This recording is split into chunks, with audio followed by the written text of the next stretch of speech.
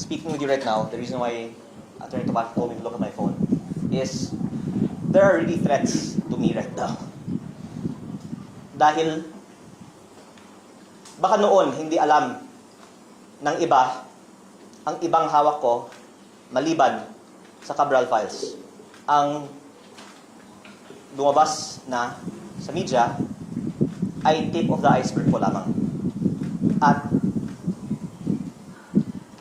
kung ilabas ko lahat ng mga files na hawak ko, maiintindihan ng taong bayan bakit higit pa sa lahat ng ibang mga target, ako ang pangunahing target ng iba't ibang mga personalidad sa nakaraang mga araw at linggo.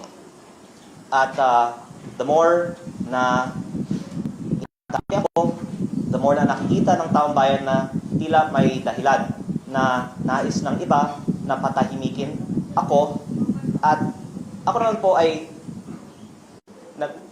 nakikinig sa payo ni Senator Ping Lacson na wag bara-bara, kaya yung mga hawak kong ebidensya, higit pa sa Cabral Files, ay hindi ko inilalabas. Pero ang taong bayan na mismo ang pwedeng makakita na tila may dahilan na napakaraming mga personalidad ay umaatake sa akin. Kung ako naman po ay walang hawak na damaging evidence, siguro marami naman pong ibang atakihin nila na lang. O maraming ibang mga talakayin nila na lang.